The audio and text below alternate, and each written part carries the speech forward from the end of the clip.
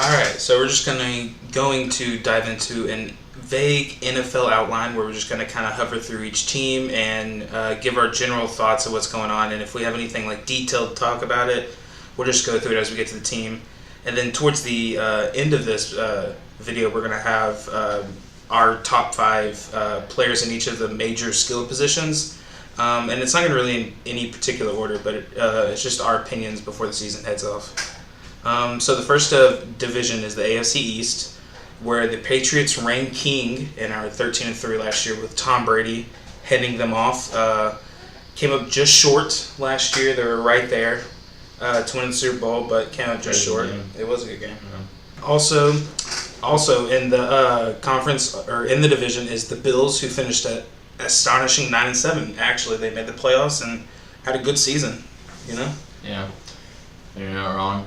And then you got, following that up, the Dolphins and the Jets, which, Dolphins lost Jarvis Landry, so that ain't going to help them out too much. And, right, yeah. They've got a lot of offensive and weird coaching issues going on this offseason. Yeah, and I honestly don't even know too much about the Jets to talk about them. I know they picked up Sam Darnold, and I know they're paying him a crap ton of money.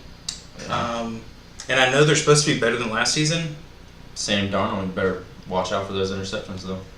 Yeah, Jets fans would not. Honestly. Yeah, Jets fans would not like that. But yeah, I expect the Patriots to easily win this division, and then maybe the Bills repeating what they did last season. Maybe they get 10 wins. Who knows? They've got a lot of young guys coming in. They got Tyrod Taylor still there, and they've got everybody's coming back, right? Yeah, I think so. They've got plenty of weapons. They should be fine. They just have to deal with the Patriots and whoever they're deciding to play this year. Good fan base behind them people too. Bills Mafia. They're crazy. All the way. They jump on tailgating tables. It's like a ritual for those people. On fire too. It's nuts. And it's like when it gets colder, they get more excited about tailgating. Yeah, when it snows, it's even more hype. It's nuts. And people are crazy. Speaking of snow, we'll move to the AFC North, where the Steelers reigned supreme, just like the Patriots did. They went 13-7. Or 13-7. They went 13-3. Big Ben leads the Steelers, as everyone knows, and they made the playoffs last year. And if they're going to win another Super Bowl with Ben Roethlisberger, I think it'll have to be this season or next, or that's it. Because I think Big Ben is done after this. Mm-hmm. He'll definitely end on a good note. So I could definitely not. Either way, bad season, good season. I don't see him retiring this season. He'll be back for a 2019 season, I think.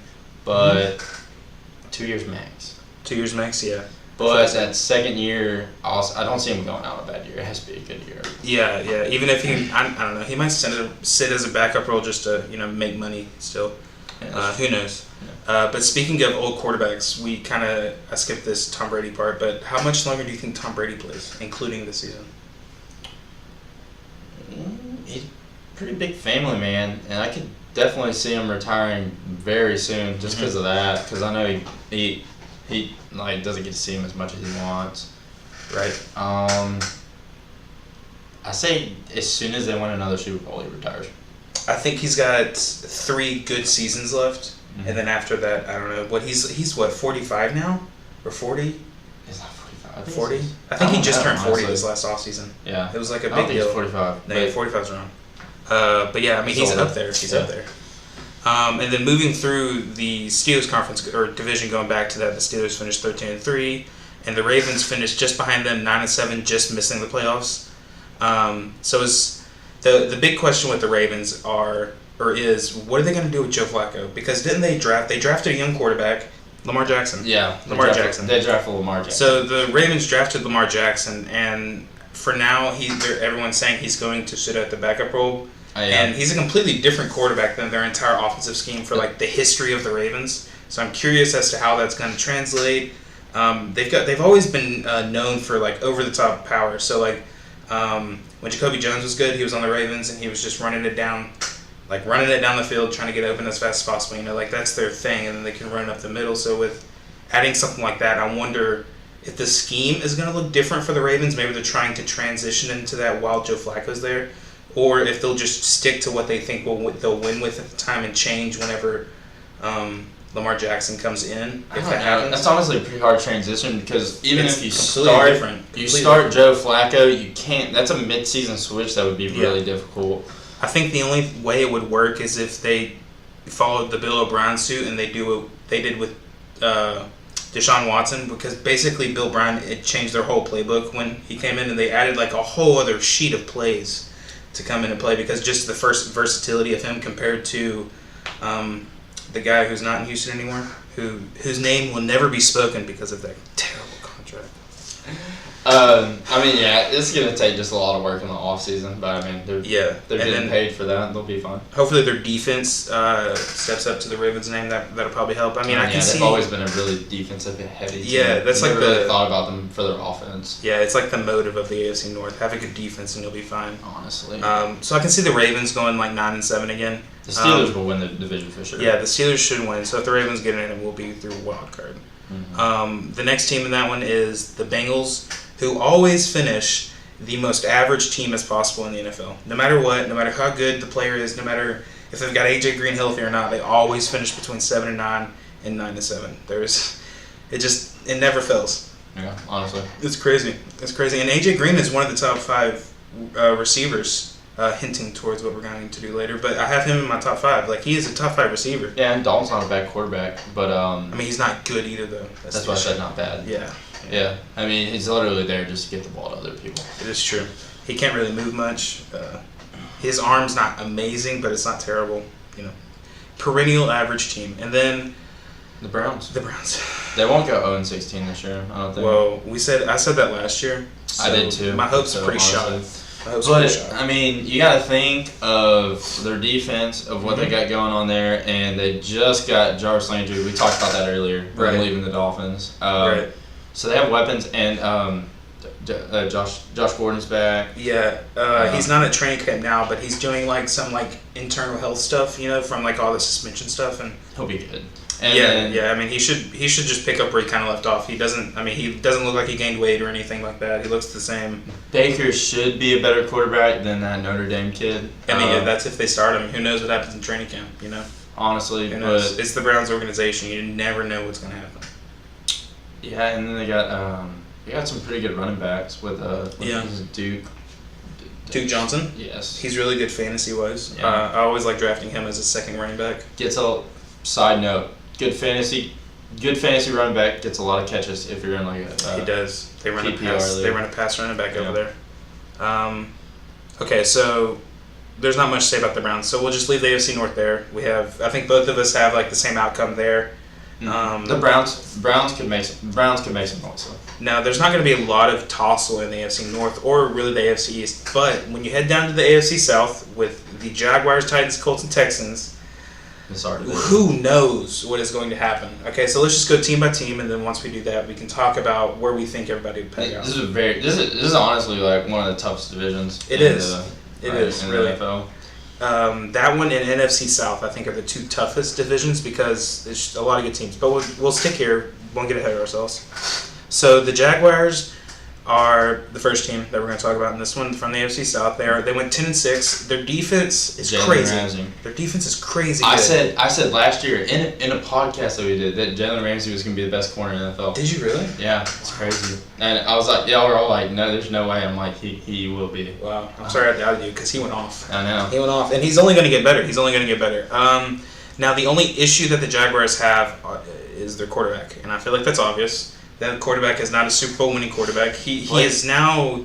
I mean, Blake Bortles has now. I mean, he's gone to the AFC Championship now, but I just love this strategy because I always thought of like a quarterback as just he's there to get the ball to the playmakers, and that is what like if you're a quarterback, if you just minimize mistakes, your job's to not lose in some scenarios, like an Alex Smith, honestly. So I kind of like that. I wouldn't compare Alex Smith to Blake Bortles, but I understand like that's the same concept. Yeah. So if you're trying to just get a quarterback and like you're gonna spend your money on the playmakers, right? I like the concept. It's just, I mean, I don't know if you're right. Like, they must really like their concept because they just gave him a huge contract after that last season. Like I mean, he's there forever now. I honestly don't have a problem with Blake Bortles. I don't know. I think if they had a chance to get like Alex Smith or Kirk Cousins this offseason, and they didn't even try. So it kind of like they could have got one of those quarterbacks. Could they have done that with keeping everybody though? I mean, just lose Blake Bortles and give him money. Yeah. But yeah, I don't know. I think if they're literally a quarterback away from winning the Super Bowl last year. Like they are literally a quarterback away. They're so good. They have all the. I mean, they remind me kind of the Texans when they had like all the positions there. Yeah, when Matt Schaub was there. Yes. But Matt Schaub was better than Blake Bortles when Matt Schaub was good. Matt Schaub was probably one of the best. He had that 3-year span where we were legitimate playoff contenders. He was really good. He's like the best quarterback the Texans have had. Yeah, I mean, so. Deshaun Watson, like we are both huge Deshaun Watson fans. Love Deshaun Watson. But I mean, he's only there a year. Yeah, so he's only played like 6 games, so we don't really have a full wrap of what he's done. So I'm just gonna go on record saying Matt Schaub's still the best quarterback we've had. To play, yeah, but Deshaun Watson definitely has the best potential we've ever had. Yeah, I have a Deshaun Watson jersey, and I haven't had a Hughes Texas jersey since Andre Johnson. So wow, that's a big deal. That is a big deal. Okay, so the next team in the AFC South is the Titans from Tennessee. They helmed Tennessee. Okay, they went 9-7 last year, and they kind of shocked a lot of people. Everyone was that Mariota got hurt, isn't he? He got hurt, but he played the majority of the season. And it's a reason why they were good. He got hurt towards the end. It was the same week that like another 2 quarterbacks had the same exact injury. It was crazy. It was Carson Wentz. When Carson Wentz got hurt, that was crazy. But yeah, the Texans went 9-7, and they shocked a lot of people because everyone just assumed it would be the Texans number 1, and then the Jaguars, like whoever else would fall in. It just wouldn't matter because at the time the division was assumed to not be great. You know, everyone just assumed the Jaguars were going to keep doing what they were doing. You know, have the potential of everyone high up in the offseason and then just kind of fall flat once like week 6 or 7 came. They're honestly kind of like the Browns, so just with like potential wise as far as talent in our division, because they would always just be. And then, but they translated it into a deep playoff run this past season. So I mean, wild, man. Yeah, they proved it. They're good now. But the Titans have now proved that they're at least not bad and they're better than average. You know, they went 9-7. They had a lot of close games. I think they beat the Texans both times. I don't remember, but I mean, I think they did. 4-12 record says that's quite possible. It's very possible. I think we beat the Colts. So speaking of the Colts, the next team is the Colts with Andrew Luck coming back. They went 4-12 without him last season.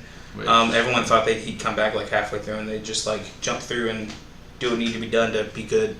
But he wasn't there, and he's just now starting to come back with training camp. He went like 16 of 22 in a full pad thing the other day, so that was a big deal. We have a buddy that's a Colts fan, and I saw him retweet.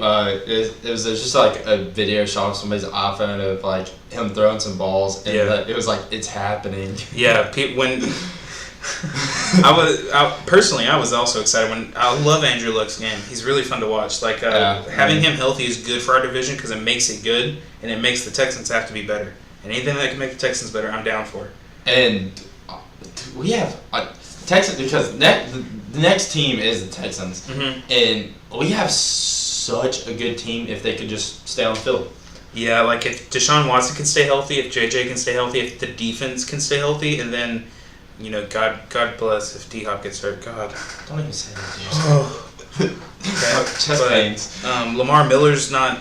He's injury prone as well, and then our whole offensive line. If we can just put all of our superstars on the field, like Jadeveon Clowney and J.J. Watt together, like how many in the past 2 years? How many games did J.J. Watt play? I think he played 4. Last year or something like that, maybe 2. I don't know. And then I think he's played 6 total in the past 3 years, or 8 or something. You're not gonna win games if all your big players where you're putting your money and they're on the sidelines. You're just not gonna win games. Yeah, I mean that's the whole point is to have your money on the field, and when they're hurt, it's a big issue. And the Texans have been facing that these past couple of years. We always have a very with Clowney and Watt, just defensive line, really like our D-ends and our interior D-line are. It's been really tough to keep him around on both sides of the ball, actually. I don't know if it's it has been a huge issue. Like, even when we made the playoffs, with a backup quarterback. Right, yeah, that's true. It's been an issue. Like, I don't know if we need to do something, with some, physiotherapy people in there, or, if it's just freak accidents, but... Yeah, I mean, it's... Maybe we need to start doing some yoga, before... I mean, I don't know. But, yeah, it's been crazy unlucky for the Texans. But hopefully they... You know, if any season is going to be good for them, it should be this year because Deshaun Watson should be stepping into his second year. where he's recovering from an injury he's already had an injury with before, Yeah. So like he should be okay. And then what a freak injury too. Yeah, it was during practice and everything. It was it was non-contact. No contact. Yeah, non-contact. just a bootleg. It's the worst. But Bill O'Brien did say that no one will be 3 feet within him in practice. So. Yeah, I would not let anyone within 30 yards of that man. Yeah. Okay, so that's the AFC South. Okay, so how do you think that falls down? Like, how do you think it crumbles? Jacksonville on top. Mm-hmm. I'm really biased. I'm going to say Texans 2, and then the Colts and Titans are just going to kind of fall in. I don't know. Yeah, I can see that. I can see the Jaguars going 10-6 again, and I can see the Texans. I'm hoping they go at least 8-8. Yeah. I'm hoping they go at least 8-8. 2 playoff teams again from that division for sure. Should yeah. The Texans should get a wild card if they don't win. Yeah. Like if the Jaguars somehow don't win the division and the Texans do, they should make a wild card. I think they just have to do better than like the Ravens and the Bills. I mean, that's, yeah. To make it. So the AFC West is the Chiefs, the Chargers, Raiders, and Broncos. So the Chiefs went 10-6 last season and made the playoffs. They were the only team from this division to make the playoffs. But most notably from the West is the Raiders, who the season prior to this one went off. They had where Derek Carr and Amari Cooper had this amazing cohesion season where their defense. It's another injury. Yeah. Derek Carr got hurt the same way as like Wentz and all those guys that same week. It was that crazy week. And then New coach. Yeah, they have John Gruden. That's right. And that'll be Gruden. Interesting. John Gruden's a man. Talk about a guru, football guru. Well, for some reason, Khalil Mack hasn't like talked to him since he became coach. Like John Gruden's like reached out, and then like Khalil Mack just didn't answer his phone. I guess. I don't know, but that's kind of weird. And he has not been to training camp either. Khalil Mack has, so that's interesting because he's waiting for a new contract. It's last year of a rookie deal, so he's wanting to like get a contract extension heading into the season. That's not. So hopefully, if that works out, they should be okay. Like they should be back to. That's not really John Gruden's deal. Yeah. Contract. So I mean, that's kind of done. But the Raiders went 6-10 last season. So they should at least go. They could flip that. They could flip that record this year. Go 10-6. Chiefs still win the division. Yeah. I think they do better. I think Kareem Hunt takes a bigger role, and I think he starts doing more. So I think they might like win an extra game. They might go like 12 wins or something, back to old Chiefs way, and then let's cross our fingers that when the Texans play them in the first round, they're really stinky. You talk about a team with some speed, though. Yeah. That team is out. nuts. It's a very Andy Reid team. That's how he likes it. Yeah. Likes people moving. He Really likes fast. going fast. So the Chargers are in that division as well. You can't forget about Phillip Rivers and Keenan Allen and all those guys. They're a pretty touted squad. They're just the Chargers to me. Like you're talking about the Ravens. Mm-hmm. They're just another team that's just gonna be there. They're not gonna be terrible. Yeah. Like they're over 500. Like they're 9-7. Mm-hmm. But They do good throughout the middle, beginning, and then the early late portions of the season. But once the late season gets there and they need to win those games, they kind of just start falling apart. yeah, I mean like they play just like the Aggies. I know this is gonna hurt you, Yeah. but they play just like the Aggies do in college Start off football. hot and- Like they have good. They're gonna have their stats. Phillip Rivers is gonna have 4,000 yards passing and all great that. fantasy football team. All that. Keenan Oh Allen. yeah. When we do our fantasy football podcast, we're gonna be talking about those Chargers. They are good, but realistically, those stats don't always transfer, and the Chargers are a prime example of that. Really. Yeah, I mean Rivers probably one of the top 5 fantasy football quarterbacks. He's a top 5 quarterback, arguably, almost every year. So, I mean, the Chargers are just a weird anomaly that's been happening. For some reason, Phillip Rivers doesn't want to leave San Diego or LA Chargers now. He doesn't want to go to a different team or anything for some reason. Like, he could have gotten a trade or left in free agency. Like, he's been there forever. He could have left. I respect that, though. I guess, but I mean, the point's to win, right? And if your team's not winning for so long... He's not going to be a LeBron, though. He's not just going to... I know, but he can... I mean, Carson Palmer did it. He left the Bengals after a long time to go to the Cardinals to try and win. Yeah. So, I don't know. I respect you, Phillip Rivers. Caleb might have a different opinion. I don't know. I think he should go get his. his I want him to go get his. I want him to go... I mean, he makes plenty of money. He makes big money in San Diego, or in LA. That's not the issue, but he needs to go get a Super Bowl, man. He needs to solidify his career. You should just go to Arizona and be like... not Arizona. He can go to... Kurt Warner. Just pull Kurt Warner. He can go to the Rams. Yeah, the Rams will take him. Who needs Jared Goff? Honestly, I'd take him. Okay, so out of the AFC West, I think we both agree that the Chiefs and Chargers will probably go top 2 there. Yeah, we haven't talked about no Raiders over Chargers. Oh, you think okay? So you have the Raiders being better than the Chargers this next season for sure. And then the Broncos are the last team for a reason. They went 5-11 last season. Who'd they draft? It's a great question. I don't think it matters though. Broncos will be at the bottom spot again. They still have Patrick Mahomes, I think, right? That's his name for the quarterback that they drafted last year. Mahomes from Oklahoma State or something. I don't remember, but no clue. I don't remember. But they have him and they have the Simeon kid, who's good. I say kid, Simeon guy. Trevor Simeon. Yeah, Trevor Simeon's good. Yeah, why doesn't he start? Well, he did for like a lot of the season last year. You talked about a quarterback's body just being like genetically just look like a quarterback. I mean, Trevor Simeon's pretty much that. Mm-hmm. You're right. He's a big dude. Mm-hmm. Okay, so yeah, that's pretty much the AFC West. The Broncos went 5-11 last season, and I don't see them going above 500. They're like a 500 and under team at this point. I mean, they could obviously convince me otherwise. Just shut me up. Yeah, I mean, we have been wrong before. I've never been wrong in my entire life, Russell. Don't you say. Okay, so that's all of the AFC teams. So, I mean, the AFC feels straightforward in comparison to the NFC. The NFC is a lot more wild. There's a lot more variables left because there's better teams. Like, there's just more good teams there. Yeah. So, yeah. NFC East. That's the next one. NFC East will be interesting. It's got the Super Bowl Eagles, who went 13-3 last season, and won the Super Bowl with a backup quarterback. What's happening with that? I mean, I think Carson Wentz has the starting job. When he's ready. They have literally a Super Bowl MVP as their backup quarterback. Well, Carson Wentz got him there. They went 13-3 in the season. He got hurt in like the last 2 weeks of the year. Dude. That was his season. That is an awkward situation. It is awkward. It's just like the Alabama quarterback situation where he came in the second half. It's like very similar, except for Nick Foles ran the playoffs. Yeah, not as bad because that's one bad game. Mm-hmm. The Eagles is the entire playoffs, pretty much. Yeah, but the Eagles team was so good. Like they have a great running back. They've got a great defense. They've got crazy fans. All the makings of a good team.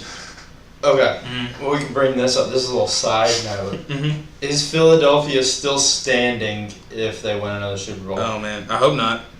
I hate Philly teams just because they're fans. No, I just don't like the Eagles fans. The other Philly teams I don't have an issue with. The Eagles fans are like insane. Those people are crazy. The Phillies booed Santa Claus.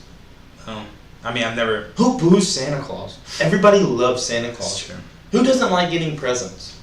I mean, the 76ers fans are nice, right? Like, they're okay. I have no idea. I like Ben Simmons, but I mean, they're all the same fans. Just kind of talking on my ass at this point. Yeah. They're all the same people. No, each sport has a separate group of people that are dedicated from Philly. It's how it works. That's how it works here. I am only... I'm just joking. Okay, so the Eagles are the kings of the NFC East until the Cowboys tell them otherwise, I think, at this point, because Cowboys have Dak Prescott. They got a lot of young talent. They got Zeke Elliott, top running back, one of the top 10 quarterbacks. They've got wide receivers who aren't stellar, but they're good. They get the job done. They can run fast. They can do their routes. They just gotta catch the ball. Yeah. Their offensive line isn't terrible. They might not have a great starting five, but the components that make it up aren't crappy, right? Like they might have they've got a few good pieces that make it all better. Offensive line's still good. Yeah. So always been good. And then the Cowboys went 9-7 last year. I can see them winning another game because does Zeke have another suspension this year? I know he had one last year, but I don't know how that worked out. It was 4 games last year. I don't think he has one this year. I haven't seen anything about that. So, I'm assuming Zeke doesn't have one, like they should win another 2 games. Like they should go 11. Did they draft a wide receiver? I don't know. We can look. The rest of the division, though, is trash. No, the Giants should be better this year, I think, because everyone in the world got hurt on that team. Yeah. Like all of the receivers went down last year. That's gonna be better than the Cowboys or the Eagles. I don't think so either.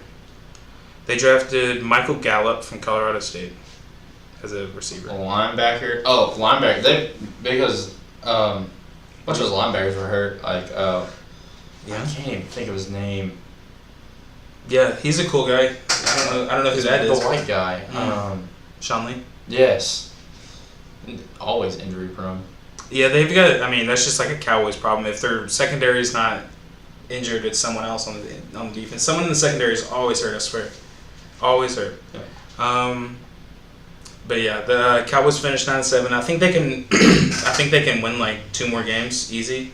This season they should have like 11 wins. Give the Eagles a run for their money. Classic Christmas Day Eagles Cowboys game, I'm sure, or Thanksgiving or whenever they decide to play this year. Their games when they play late in the season are always nuts. Them and the Giants, it's always crazy. I'm not a Cowboys fan. I'm a Texans fan, but those games are crazy. We don't like the Cowboys. Mm-hmm. So the next team in the NFC East is the Redskins, who went 7-9, which kind of makes sense. You know, them finishing 7-9 this season, they might go 8-8 maybe. Nothing too great though. There's nothing special to point out about the team that I could even think of to write down. I can't really talk about the Redskins. Yeah. So we'll just go to the Giants. The Giants finished 3-13 this season. I think they are a big wild card in this division because Eli Manning should be playing better. He's got something to prove. He's got wild card playoffs wild card? Or no, like a wild card to mix things up. Okay, that makes way more sense. They might make the wild card. Who knows? What if they can go 9-7? That's a playoff. That's a wild card contention spot. You know. I mean, it's good enough for him. Did coach get fired? Yeah, the guy who said Eli got fired. Who did they? I honestly no clue. But yeah, I can see the Giants just being better this season. They picked up. Let's see. Oh yeah, they got Saquon Barkley. Yeah. Okay, so the Giants have a real running back now. They got Saquon Barkley. I completely forgot about that. That's gonna help a lot with Eli's age. Yeah, and he's not terrible out of the backfield to throw to, and he's an up the middle guy. It just fits the Giants' motive. Like it's everything the Giants are. That's really weird because I was just watching like his top 10 plays, like in his entire college career. Most of them are passes out of the backfield and the flats. Yeah, I mean, yeah, he's good at it. Just give him some open space and he'll just run really fast past you. Yeah. Or just through you. I mean, he's got he can just biggest thighs I've ever seen in my life. He's a tree. So yeah, the NFC East, I can see the Eagles taking it if Carson Wentz is back and healthy and just doing his thing again, no issues. I mean, if he's not healthy, I mean, their backup quarterback can do the job too. Yeah, obviously he proved that. And if Carson Wentz plays the whole season, I think they finish better than 13-3 because I think they lost like 2 of those games at the end or something like that. I mean, there's a good chance for them repeating. So, I mean, there's a chance they might go undefeated and win it all again. That would be wild. That would be crazy, actually. That would be nuts. Never been undefeated. So yeah, the NFC East, I can see Eagles 1, Cowboys 2, Giants 3, Redskins 4, but a big gap between Giants and Redskins. That switches. So yeah, just basically switch the Redskins and Giants from this season, and then it'll kind of be the same. Yeah, NFC North with the Vikings who won that one. It's gonna be interesting. The Vikings finished 13-3 last season. They made the playoffs. They made a big run with Case Keenum. That was a big deal. I was pulling pretty hard for Minnesota. Yeah, it was a good underdog to root for. It was really fun to watch. When they played New Orleans, that was crazy. That was a great game.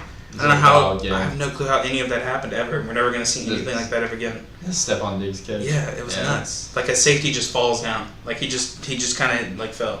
It looked like a sprinkler came up and just tripped him. It was wild. It was nuts. Yeah, they went 13-3 last season. I don't know what's gonna happen at quarterback for them because Teddy Bridgewater is back, like he's supposed to be healthy, and then I mean they have Case Keenum, so I don't know their full situation. I'm obviously not in training camp with them, so I don't know who's getting first reps or anything. But it'll be interesting to see how that plays out, especially for like for the division as a whole, because I think depending on the quarterback, it changes how good the Vikings are. Obviously, and then I mean. Because they obviously have some pretty other good teams. I don't know. Yeah, the Detroit, Green Bay, and Chicago are also in this one. I can see Detroit getting better, and I can see the Packers being way better because Aaron Rodgers is healthy. Will be back. Yep, that's what I was about to say. So I can see Vikings Packers fighting to the end of the season. Like it'll be a close race if all goes like according to how we think it will. It'll be Packers Vikings. Green Bay will definitely be 10-win team or more. Yeah, they went 7-9 last season, which isn't terrible, but it's not good for their standards. They're used to being good at this point with Aaron Rodgers. Tell you what, good fantasy quarterback, Matthew Stafford. Matthew Stafford is a tremendous fantasy quarterback. I've drafted him. Big numbers. I drafted him last year, and he didn't. I mean, they went 9-7 last year, and they didn't have a great season, but he just chunks the ball really far. So when he completes it, you just get crazy stats. When I used to have I would cheese people by picking Matthew. I did in our league. I picked 2 years in a row. I didn't have him last year. I picked Matthew Stafford, and then I would just pick Calvin Johnson, and just like those. That was my number one receiver in QB, and like that was all I had to do. Like I came in like third in the league with just those two, averaging like 150 a game combined. Who is their big? Is it Golden Tate? Yeah. But yeah, the Bears are going to round out the NFC North, and they went 5-11 last season. I don't know if they're going to get better. Honestly, I have no information on the Bears because Chicago is far away from Texas, and I don't pay attention to it. Mitch Trubisky. Oh, Mitch Trubisky. I forgot about that guy. Yeah, they might be pretty good, honestly. Maybe. I don't like pretty good as in like playoff team, but like a pretty good as in like as far as a hard team to beat in the division. They finished 5-11 last season, so like better than 5-11. Yeah. Okay, so moving to the NFC South, which I think is the hardest division in the NFL next year to win out of. You have to really win to get out of here. So the first team last season was the New Orleans Saints. They went 11-5. They made the playoffs. Had that crazy game against the Vikings we were just talking about. Yeah. So I mean, their season is probably disappointing in Drew Brees standards, but in the Saints organization standards, it's probably a good season. They're probably okay with how it ended up. Looking back a few months from that, like ago, you know. Mark Ingram too. Yeah, I'm sure. I mean, they have that new. What's his? The running back. I can't think of his name now. But they have that new running back that ran alongside Mark Ingram. That kid's about to pop off. Let's see. Dang, Alabama. Alvin Kamara. Oh yeah. It was Alvin Kamara. I don't know how I forgot that. But yeah, the Saints with Alvin Kamara coming into his second year, they should just do better. He should just be a better running back because he had a year in the NFL to learn. And he ran with Mark Ingram, who was a Heisman Trophy winner. I'm sure he gave him tons of knowledge, like just passively from watching him learn and do stuff on the field. He probably learned how to do random. They're talking about like a nightmare like combo. Yeah, Mark Ingram up the middle, and that kid just runs by you after that on like third down or whatever. It's Mark Ingram. I think he's suspended for the first 4 games or something like that. What do you do? I have no idea. Probably PEDs or something. Yeah, I don't know. He's massive. But yeah, Kamara should probably just step into his own in this next year or two, basically. So that this should be the first year of him. Really, we're gonna get a gauge on actually how big of a pro he is this season. So this entire division's stacked with running backs. That's what I'm saying. I think this is the toughest division. It's like it's the group of death. I mean, because the top 3 are all separated. The Saints and Panthers tied, same record, and the Falcons had 1 less win than them. Yeah. 3 teams last year from this division made playoffs. Yeah. So moving on to the Carolina Panthers, they made the playoffs. They went 11-5. Honestly, what's his name's there? Christian McCaffrey. Yes. Christian McCaffrey is amazing. Stud. He's awesome. For this one, I just put that they made the playoffs. I put the record, and then I put like 6 question marks next to their team because I really don't know what's to talk about with this team because it's weird. Like, they're really good on paper. They have Cam Newton, who should be amazing on paper, right? They're another like really good fantasy football team. Yeah, their fantasy team. Like if you just had drafted a full Panthers lineup for your fantasy team, you would be set because they just get yards. They get yards on yards and they score. But like on these random games with their good defense, their defense just kind of doesn't keep up. Luke Kuechly. Yeah, Luke Kuechly's a freak, but I think they need more than him. Obviously, I mean they've got more than him, but like it just. Like, they finished 11-5, and I'm saying, like, it sounds critical of me. Pretty but stout defense. What's his name in that corner? I can't remember his name. But, yeah, the Panthers have, like, a stout team, and they're really good, but they're in a really good division, which makes it just tough to judge what's going on because 6 games of the year, each year, they're playing someone really good. Like, the Buccaneers are the last place team in this division. They went 5-11, but it's not a bad 5-11. Like, They should because they're playing them. Yeah, they're playing tough teams. Like they're a young team. Jameis is not a bad quarterback. Right, he's and not. You got Mike Evans to throw to. And Jameis is gonna have suspension this year for that Uber thing. Oh my god! I think he has like a 2-game suspension or something, yeah. Or he had a fine. That's one or the other. But the Buccaneers should be better than 5-11. Like even last season, they're better than a 5-11 team. Like they should be like 7-9 last season, maybe. They probably won 2 more games. Yeah, and there's a couple of Aggies on the team. They just drafted because they have Mike Evans. They drafted Justin Evans at safety, and he had a really good rookie year. Started, so they don't have bad defense either.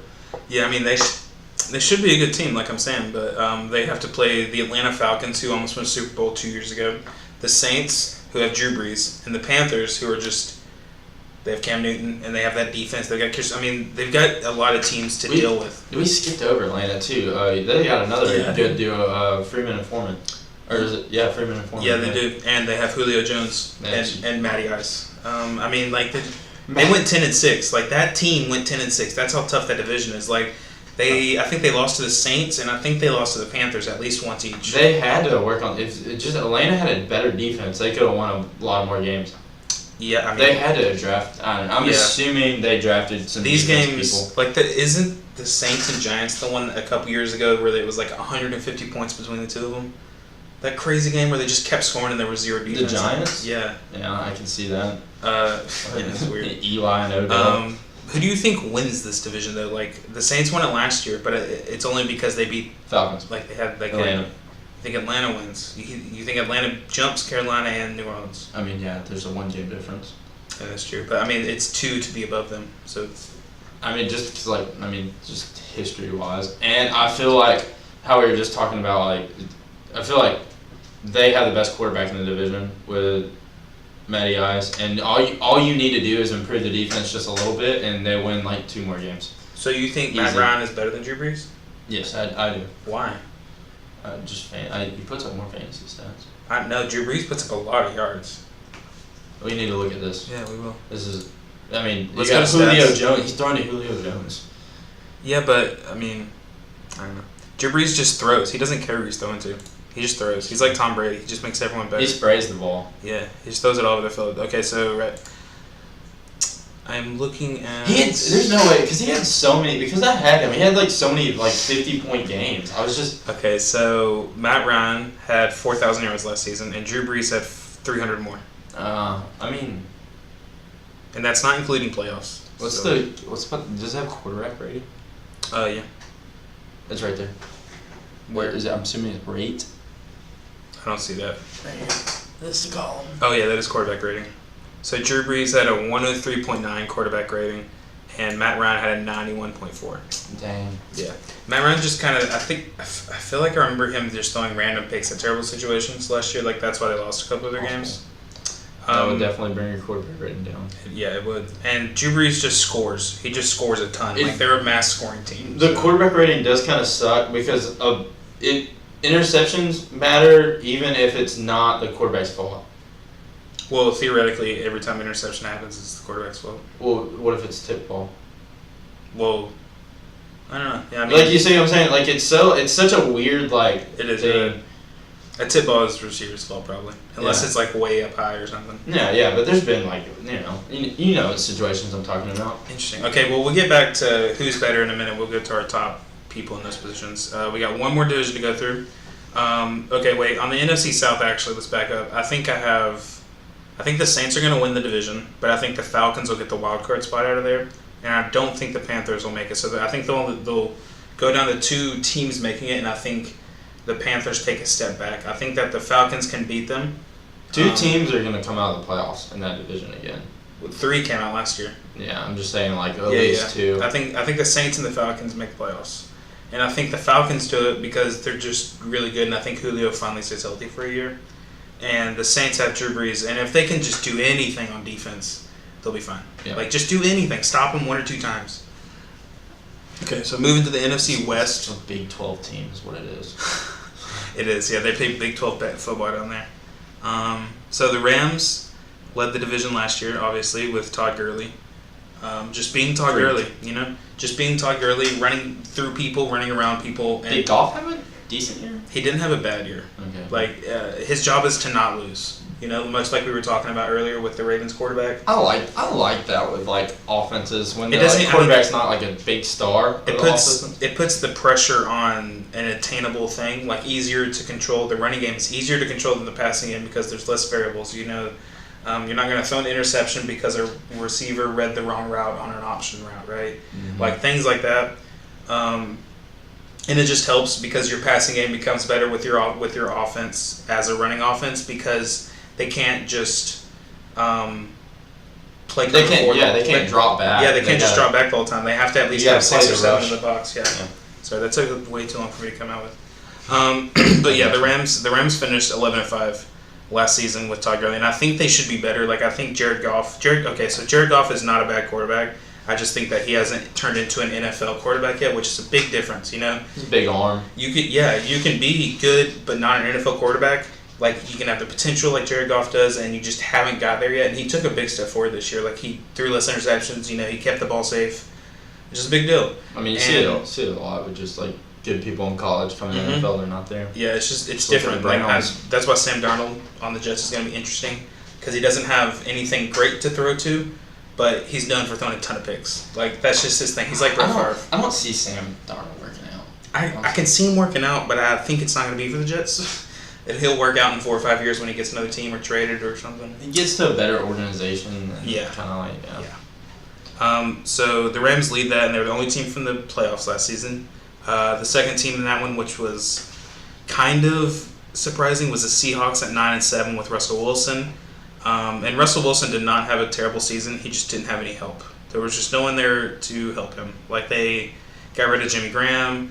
The Legion of Boom is falling apart. They're either hurt or now they're traded or gone. Richard Sherman's not good anymore. Yeah, Earl Thomas is being talked about coming to Dallas or any other team. That'd be really cool, honestly. Yes, in Texas. Yes. Earl Thomas is from West Orange, which is 5 minutes down the road from us. And so we, like, in high school, like my freshman year, I saw him, or my 8th grade year, I saw him just destroy our school, Bridge City. West Orange is in our district, so like we play them. So when the state track championship teams run through our offense or our defense on offense, they just walk past them in comparison. Very fast. It is crazy.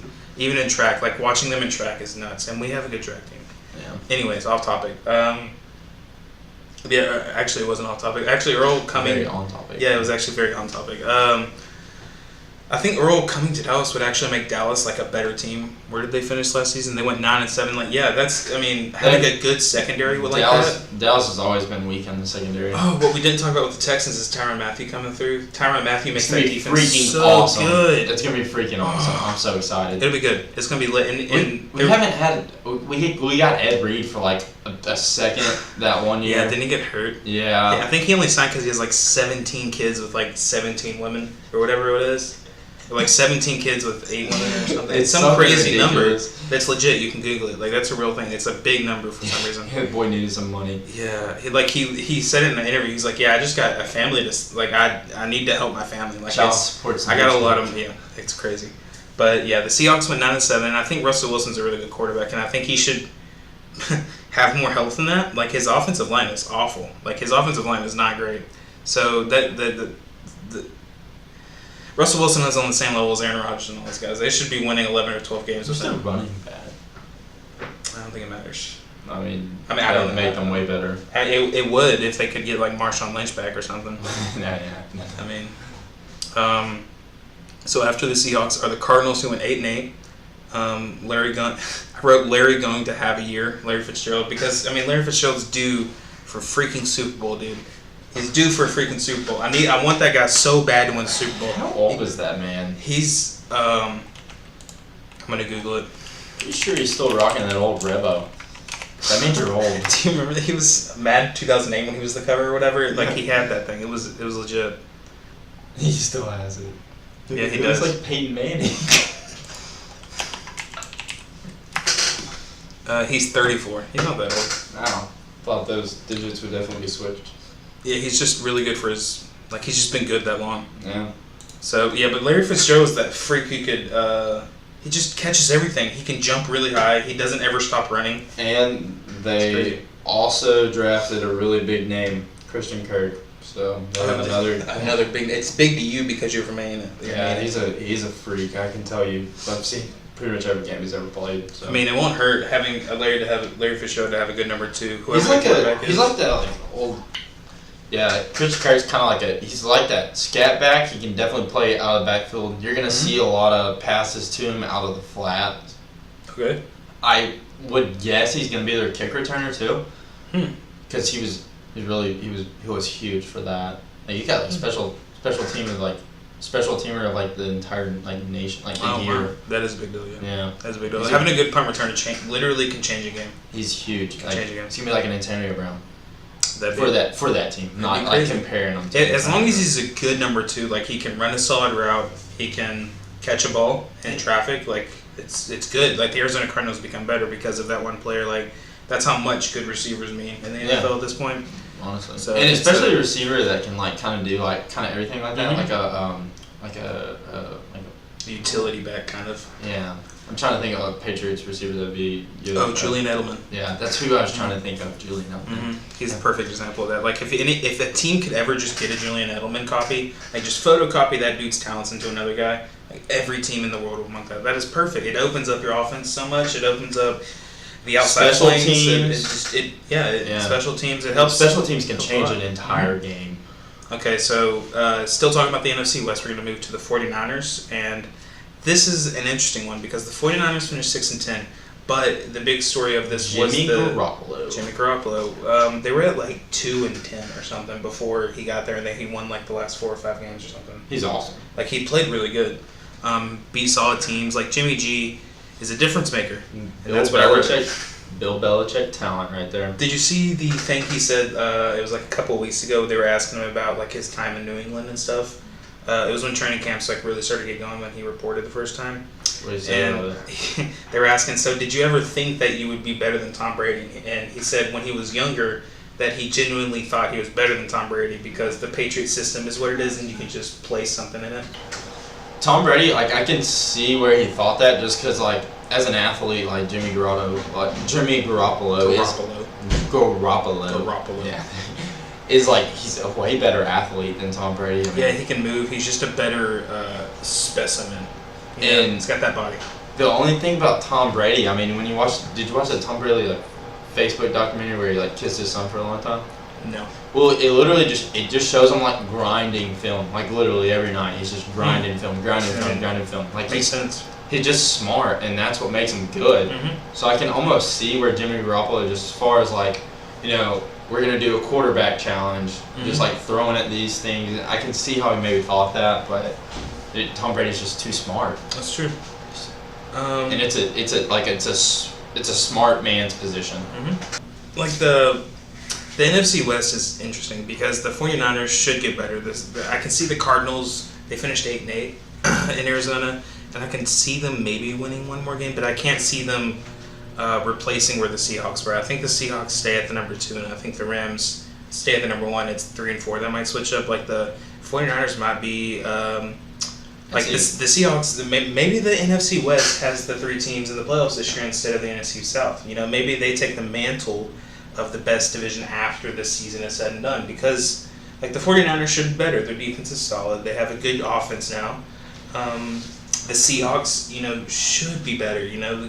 With just having Russell Wilson on the team, like you should be better. You should just be a good team. And then the Rams have Todd Gurley, and then if Jared Goff maybe takes a step forward, maybe they're even better this season too. Like the NFC West has a lot of potential in it, and it just kind of just waiting to see what goes on. And then 49ers for sure hop the Cardinals. They should, yeah. The 49ers should. Maybe they went 6-10. Maybe they go 10-6 this season. Like there's that flips. That's a solid chance. And with that, they might even be a wildcard team. Yeah. So who knows? The season could. After that's all the divisions. By the way, that's all the teams. And after going through them all, it feels the same as last season how it panned out, but it doesn't. I don't think it's going to get there the same way. Like I think a lot of teams are going to be changing. Like the 2s and 3s in each division might be flipping, but I don't think many 1s will be flipping. There's a bunch of last place teams too that are going to make better noise in the divisions. Like so I'll go through the last place teams. So like the Texans were 1, the Broncos, the Giants, the Bears, the 49ers, and the Buccaneers. And the Bucs, 49ers, and Texans and the Giants should be better this year. And they had terrible years, like double-digit losses. It was the most frustrating thing watching. It is. Okay, so now that we've discussed the teams, who we think the best teams are there any dark horses who you're like, wow, they could actually win the Super Bowl if things go their way this season? Who's out of the norm? Not the Patriots, etc. I'm gonna say Texans. You legitimately think they can win the Super Bowl? They could get Well, to the Super Bowl? It's a dark horse, so it's a wild situation. So I'm just thinking of teams with talent that could do it. Well, a dark horse is a realistic, out of nowhere. The Texans could be that. Minnesota. Okay, that's a really good one. Minnesota is probably the most Yeah, they could build off this next one season. To happen, I guess. They could be. I think mine. I have no clue. Man. I guess if anyone's going to be a dark horse after the last season, it could be the Falcons. They might have just a resurgence. Anybody out of that division. It's true. Anybody out of the NFC South could be a dark horse to win. So are there any two particular teams out of the AFC and NFC that you think are okay? Oh, holy crap. Jacksonville. I don't know if Jacksonville's a dark horse anymore. I think they're a favorite at this point. They just won the division. It's expected. They made it as far as Minnesota. Yeah, I know. That's what I'm saying. That's true. But, Minnesota made it there as a dark horse themselves. And the Jaguars... Jacksonville, that was a dark horse last year. I don't know, because during the season... the year before. That's true, but during the season, they've always had this potential for 4 or 5 years with that team. It's been that team for 3 or 4 years now, right? Mm-hmm. And they just kind of finally hit something. Their defense became really good. Jacksonville does have more talent than Minnesota. They do, and I think... I don't know. If any team's solidified their being a good team for a couple years now, I think it's Jacksonville. I think they're not an underdog anymore. I think they're a legitimate contender. True. So, I don't know, that's my argument. But, the Titans might be a dark horse, you never know. What if Mariota's actually good this year?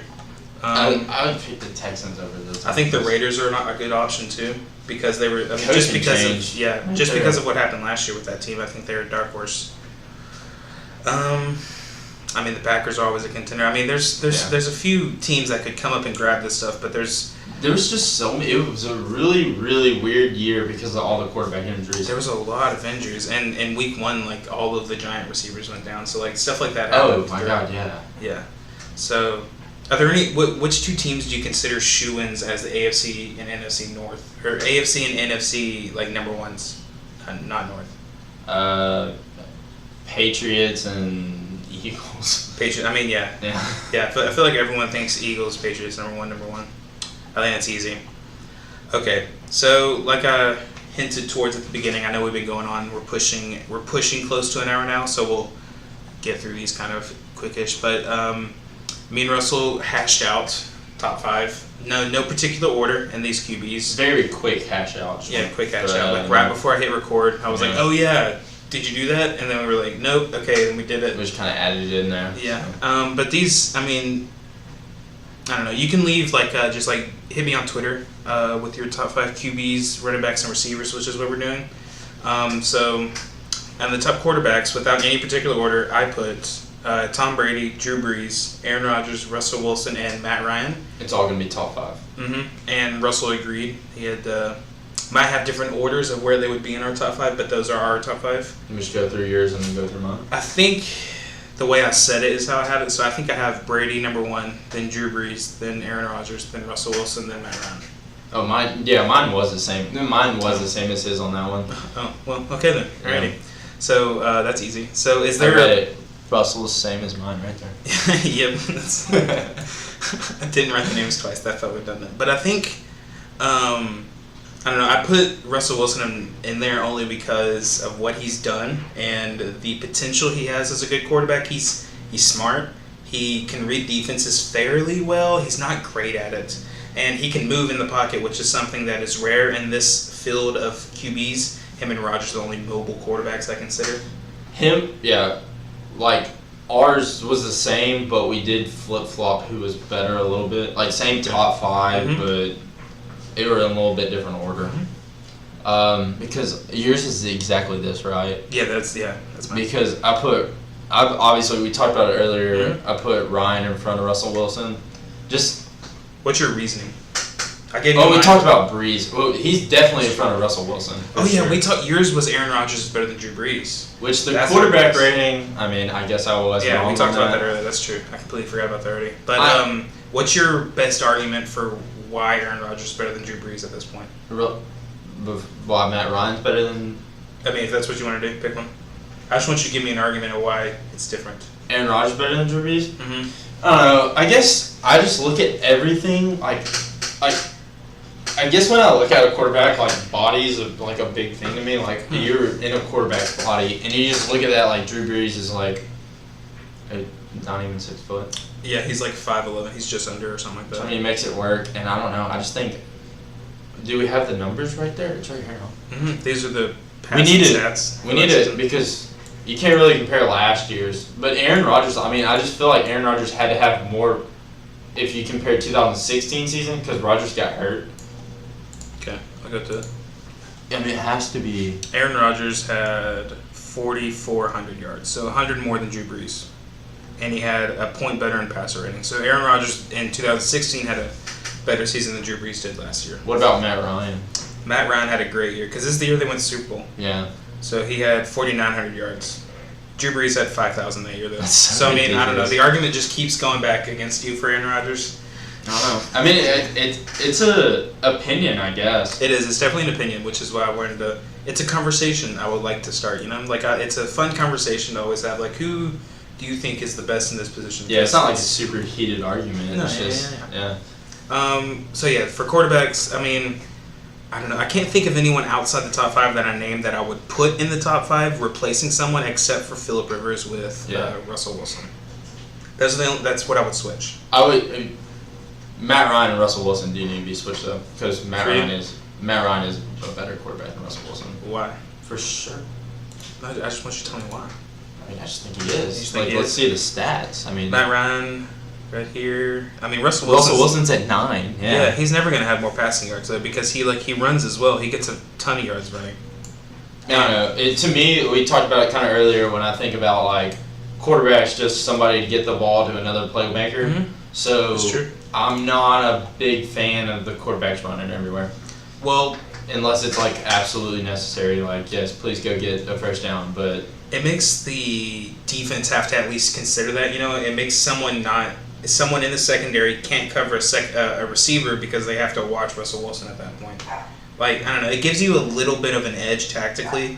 You know, like just for like X's and O's wise. I just don't think it's ever gonna. It's great college football. Like I mean, look at my hat. Like Johnny football. Like love Johnny Manziel. But it's exciting. When you get, I mean, like look at Luke Kuechly. Like you're not gonna get if you're a quarterback just running. You're not gonna get like all you have to do is put a spy on him, and you're not really gonna. That's like true. Everyone's so athletic and so fast. It just doesn't work as well in the NFL. But what if Russell Wilson was Cam Newton's body? What if it was Russell Wilson's brain and Cam Newton's body? Won't hold up. Look how much Cam Newton, like, I just don't, like, injury-wise, I mean... I don't know, Cam Newton's... He's held up. He's LeBron James. I mean, if you think about it... Lamar Odom as a quarterback, is that big enough for you? I mean, Can he run then? I guess. I mean... 6'9", run. I'm just such a conservative person. I hate change. You are, yeah. You're a very A&M fan. When Johnny Manziel started running in the pocket, A&M fans were like, "Oh God, no!" And then he was really good, and they were like, "Okay, I mean, I guess." You know, that's how UT was when Vince Young came. They were like, "Oh my God, what are you doing?" "Oh, you won the Rose Bowl." Okay, you're good. It's so different. Like once you win something, it's fun. Yeah. But yeah, I mean, Wilson's proved that with 2 Super Bowl appearances back to back that the running quarterback is good enough to at least get you there and win one, right? I don't think it's been proven though yet. I mean, Steve Young. It's got to be like more of a. Steve Young still pass the ball. I mean, it's been proved. I mean, so does Russell Wilson. He throws before he runs. He is not Michael Vick, which is fair to say, because it's totally different quarterbacks. It's 2 different styles in the same style. Pro quarterback style. Like this. Well, it's up to you. Okay, so we'll move on to the running backs. It's less complicated. Yeah. So, my top 5 is different than his, so I will go through. And I don't know if this is in order. I'm just naming my top 5. I don't think this is in order. Yeah. So, Le'Veon Bell's number 1. That is number 1. Todd Gurley's number 2. That is number 2. Okay, yeah, this is my top 5. Okay. Le'Veon Bell, number 1. Todd Gurley, number 2. Ezekiel Elliott, number 3. LaShawn McCoy, number 4. And now I can't remember this guy's name. Kareem Hunt, yeah. And Kareem Hunt at 5, just because I think he's going to have an even better year this season. He's going to run more. So, and then Russell's, if you want to go through yours. I got Le'Veon Bell, Todd Gurley, Kareem Hunt at 3, just because he is going to have a good year. And then Jordan Howard from Chicago, going to have a huge year. He's at 4, and then I got Zeke sitting at 5. Okay. So I think Ezekiel Elliott so on our list, Ezekiel Elliott and Hunt are basically flipped at 3 and 5. The only one I don't have McCoy. Right. Yeah. Sean McCoy. Our 3 through 5s are different, but our 1 and 2 are the same because Le'Veon Bell and Todd Gurley are indefinitely the best 2 running backs in the league right now. Until the season starts. When the season starts, things will change because someone's going to get hurt, someone's going to be better. There's just always the running back position. Yeah. But where we're different is the end like 4 and 5. Yeah. I think LaShawn McCoy is going to have a good year, and I think it's one of the reasons why Buffalo has a better year because they have to rely. He's hurt last year. Huh? Yeah, he was hurt. I think he got hurt at least. He has a lot less running attempts than everyone else. But he's still. Oh wait, no, he wasn't hurt. I don't think he was hurt. Because I almost thought about because I was thinking Mark Ingram. I actually thought about this a little bit. Mm-hmm. Like, there's a couple 4 and 5. There's just a couple of people that could be like flip flopped. Mm-hmm. Because they're all close. It really comes down to injuries. Like Leonard Fournette could be considered a top 5 running back, and Melvin Gordon, but neither of us put him in there. And it's just personal, like who I would want as my running back, like 1 through 5. God, Melvin Gordon. I don't know. See, it's just. There's a lot of good ones. It's hard to pick Melvin Gordon when his team doesn't really produce like a really good running backs team should. Top 3 is set though for sure. Well, I have Elliott. You have Hunt. So why is Elliott 5 on yours and not any higher? He's a freak. Like he's good out of the backfield. He can run. He's got moves. He's good at evading. Once he gets away from people, he's away. Kareem Hunt's a freak too. I think Ezekiel Elliott's the better version of him. Yeah. I don't know why. Kareem Hunt's just so fast. Like he is. I don't know 40 times, but he is way faster. Yeah, when he breaks away on the outside, he's gone. That's true. I like speed. I ran track, so I like speed. That's fair. Yeah. So I have LaShawn McCoy and you do not. Is there a reason you don't have McCoy as a top 5? Or I think he's getting injured. That's true. I was kind of thinking of like who would not. And Elliott, he doesn't have any suspension this year, right? Nope, not that I know of. Because we are talking about who's going to do better for the team. Mm-hmm. So just like top 5, like top 5 dudes. Like top 5, like biggest impact on the team. So I was definitely taking in consideration of injury prone and stuff like that. That's interesting. It's a good point. I think McCoy's too good not to leave out even with injuries. He's just good. If this was 2 years ago, Leonard Fournette would definitely be in my top 5. But 2 years ago, I don't think he was in the NFL then. Or not Leonard Fournette. Forte. Matt Forte. Okay. From Chicago.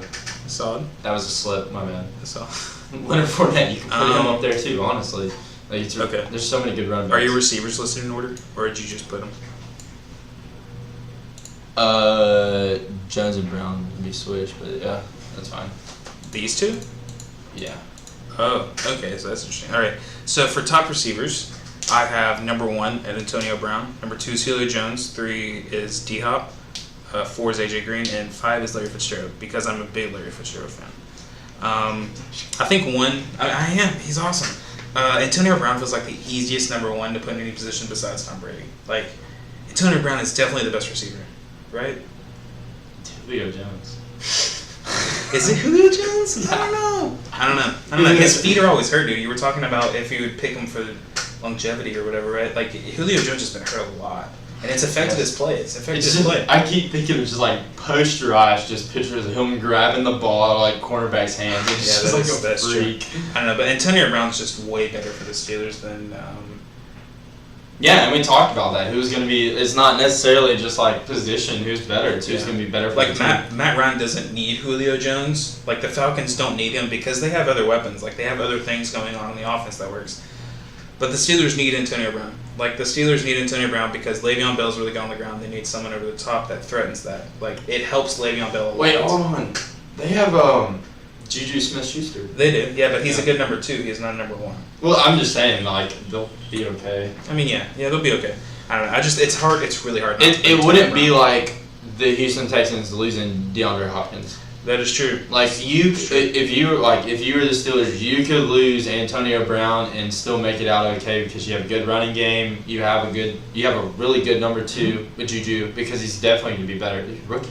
Right. Yeah, you're right. He'll have a way better second year. I mean, I'm assuming there is a sophomore slump thing that goes around, kind of, but assuming just looking at things, he'll have a better second year. And so I'll just talk about the two. I have 2 people on my list that you don't. Without you saying yours first. So like I have AJ Green on mine, and I think AJ Green is just a freak. Like the same way you picture Julio Poster, AJ Green is the same thing, kind of. Yeah, like they run really fast. They can just grab it out of people. They're really strong. Big bodies. They can separate easily, and they can avoid tackles. And he's my number 4. When number 5 is Larry Fitzgerald, which Larry Fitzgerald I'm putting in there just because his name, like Larry Fitzgerald. Like I want to see him do good so bad that I'll put him in my meaningless top 5 to help him.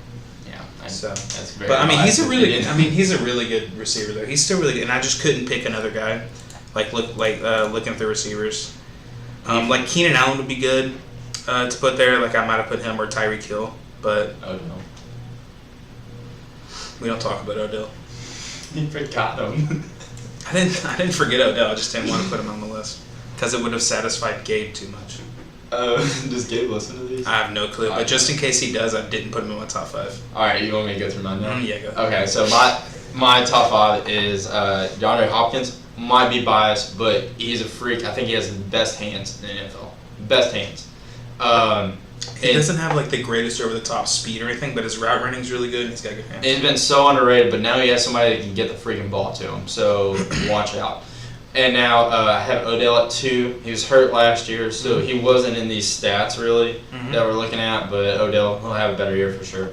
Then I put Julio Jones 3. We talked about that. No, he put Antonio Brown 3. Well, no, it's not in order. Oh, okay. Yeah, those are switched. Remember? Good. Yeah. Yeah, Julio Jones is 3 for sure. Just because we went into that earlier of why I think he's better than Antonio Brown, just because of body size and freakish athlete. Yeah, and Antonio Brown's a small, and he's quick, but he's small, and I don't know. Just Julio Jones better wide out to me.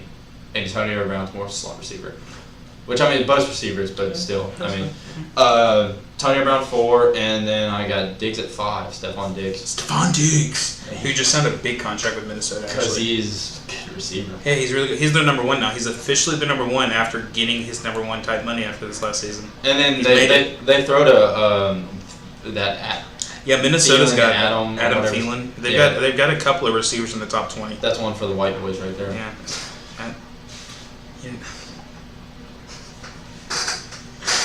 You didn't have to. Okay. He's like the only white receiver in the top 10. Okay, is there anything else? We're still recording, so if there's anything else you want to say. I think that's it. We only went through those 3 positions. We didn't do tight ends.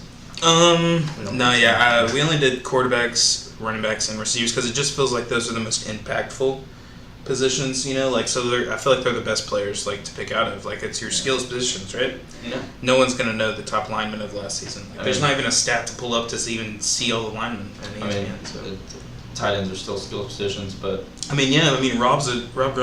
Gronkowski is a top 10 receiver. You could do top 10 with all these, but you can't really do top 10 tight ends. There's not that many. There's not enough. Not enough. But top 5 is more fun because then you have to cut out the ones that you're iffy about and you pick the ones that you're for sure about. Yeah, like the running back situation earlier.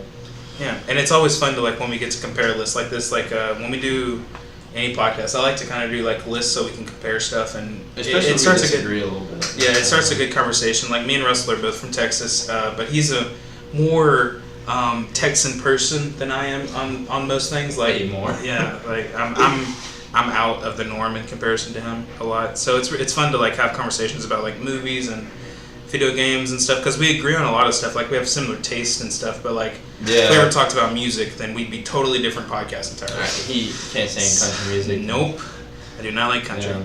I'm a Kanye fan, and he's not the biggest fan of him, so it's whatever. But a lot of debates. Yeah, there's a lot of debates, which is why this is why Russell's always here because he's someone I can argue with, and he won't get too upset. No, he don't. So, yeah, I think that's it. We've touched base on pretty much every team. Talked about the top. Yeah, we've gone through the whole outline. The whole outline's done. So, Guess it's a wrap after Yeah. like an hour and some change. Yeah, I think this is our longest podcast. By far. We did it in 2 clips and it's over an hour, so apologies for that. But Let's hope y'all can get through it. if you pay attention to my Twitter, I'll let y'all know what the next topic will be. We'll do stuff. I don't know. It'd probably be fantasy. Football. Yeah, it'd probably be fantasy football. Probably the next one because we have our fantasy draft on August 25th. If you didn't know that, by the way. Actually, That's what Kirby told me the other day. So August 25th, which I kind of want to do. I think we might do the video one again, and just record ourselves doing the draft. Like I have multiple screens on my computer. Oh, live, yeah. So yeah, we can just like do like a live draft and crap talk everybody and then send it to them. That'd be cool. Yeah. All right. Well. All right. Later, Russell. Guns. Bye, Russell. Well, that's the end of that episode of the Keyboards and Bads podcast. We will have one, like we said, about fantasy football and maybe a live, like a fantasy draft on August 25th. And if we don't do the draft, we'll do at least a somewhat extensive preview of maybe picks we plan on getting and maybe integrate that with the draft, do a double episode, one previewing and then one the actual draft. I don't know, just some ideas floating around. Another idea I have for the near future, I love comic books myself and I just want to talk about the new movies coming out. So me and Russell normally go to those movies together, so we'll probably sit down and hash out, what we thought of the new movies over this past year, fan theories of what's going to happen in the future, just discuss stuff because it's fun to talk about, I really love superheroes. So, just things like that coming in the future. There might be a baseball update right before playoffs start or maybe even around playoffs. Sometime before October, I want to do a baseball one and break down what has happened up to that point because it's been a crazy season. There's been a lot of injuries. And anyways, thanks for listening to the podcast. Thanks for listening to this long. I know it's a long episode and this is a long outro. So I'll end it there. Have a good one, guys.